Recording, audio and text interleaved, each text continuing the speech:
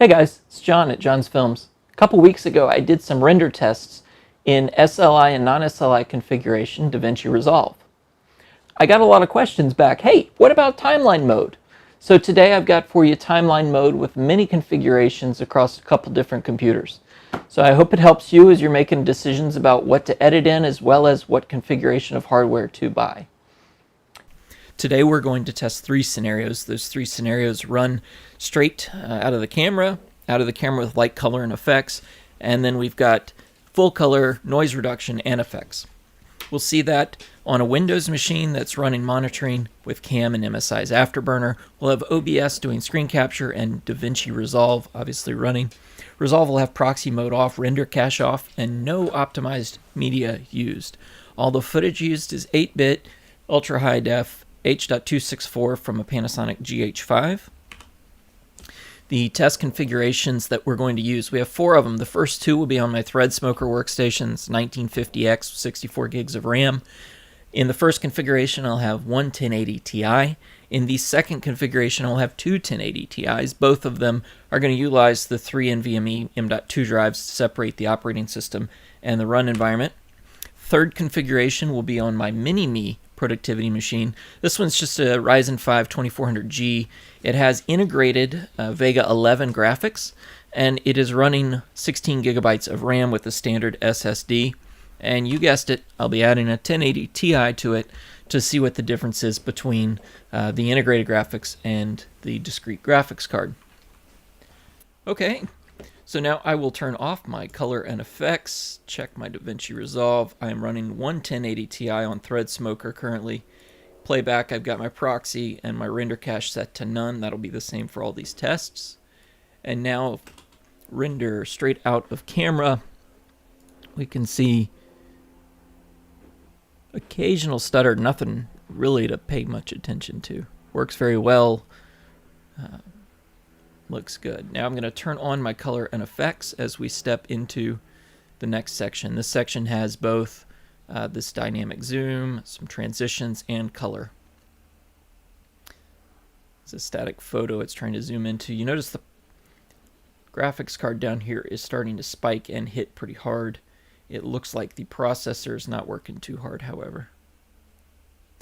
And finally, we're moving into the last section, which has noise reduction as well as, see the movement down here, noise reduction as well as transitions, and it's holding 28.5. It is dropping frames. So now it's really dropping frames as it's getting through this additive dissolve.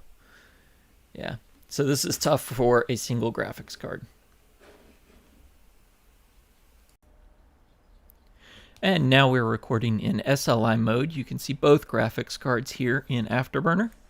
We will turn off color and effects to get started and get going. You can see it's streaming along just fine, stuck at 29.97 and playing perfectly, as you'd expect. Both graphics cards are pretty bored.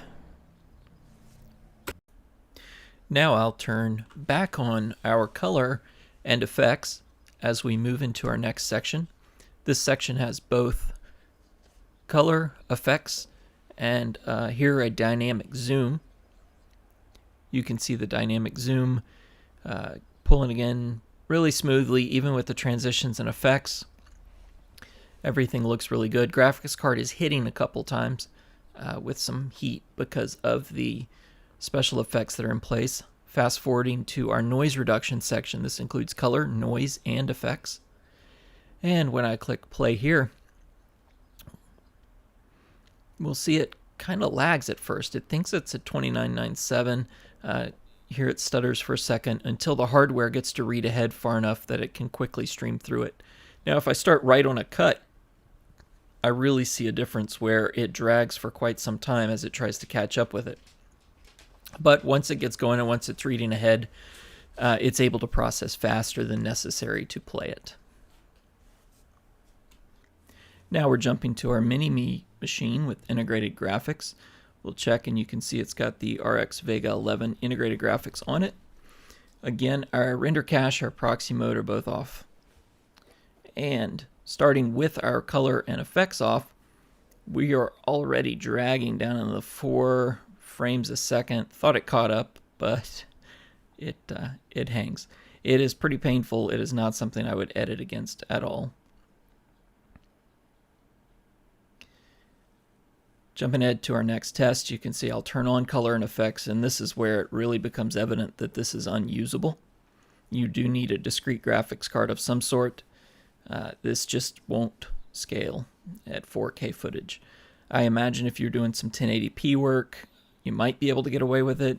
You may still have to render and transcode beforehand so that you can get it going. Even that's going to be painful though, and the transcoding would take quite some time.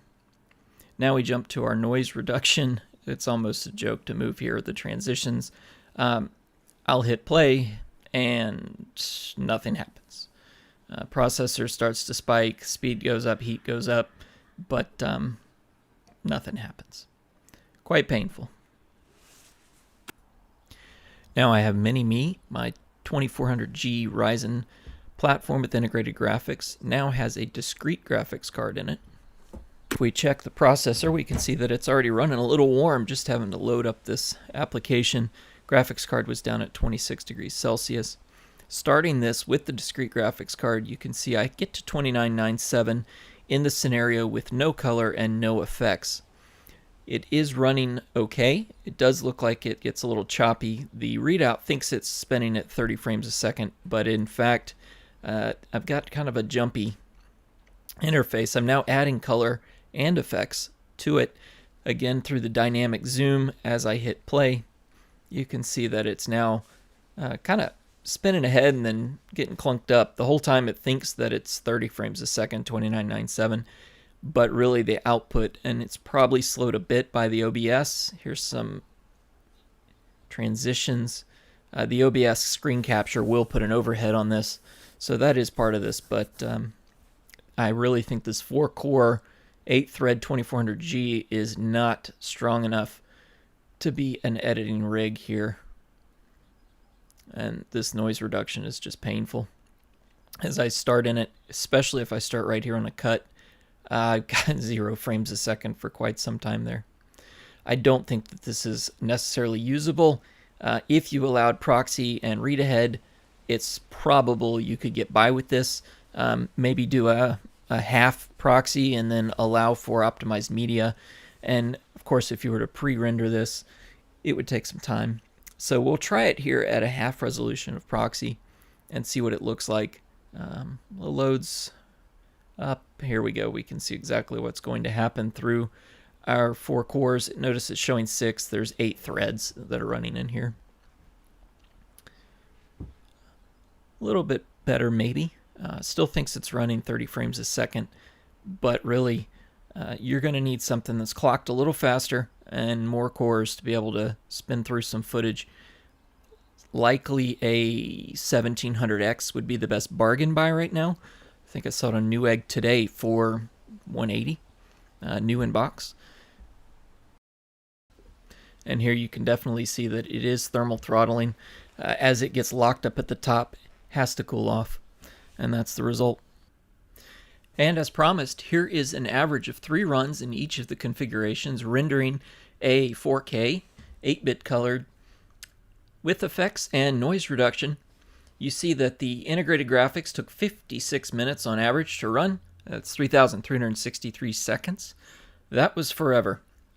The single 1080 Ti inside the Mini-Me server took a little over 11 minutes on average, while a single 1080 in the Threadripper machine came in at 6 minutes and 3 seconds average. And finally, in SLI mode, we were able to get it down to 449. In fact, it hit that exact 449 3 times in a row. All right, so after that, I think we can all kind of look at this and gather some opinions. My opinion is I would probably spend a little bit more money on a processor than I necessarily would dump it into a graphics card. It looks like an 8-core processor, maybe a 1700X or a 2700X, might be a great choice for a rendering machine. Kind of gets you that balance between cost and output. And then I'd put some sort of mid-range, I wish I had a few of them, 1060, 1070 Ti graphics cards to test, to see if there's some difference there. But If anybody has any of that hardware, I'd love to see your output, see if you've got any kind of results looking across that, because I really am interested in whether or not if I build more machines, what graphics configuration I might put into it. Thanks for watching. Hope you enjoyed the numbers, and let me know if you have any questions. I'll be happy to answer them in the comments. Thanks.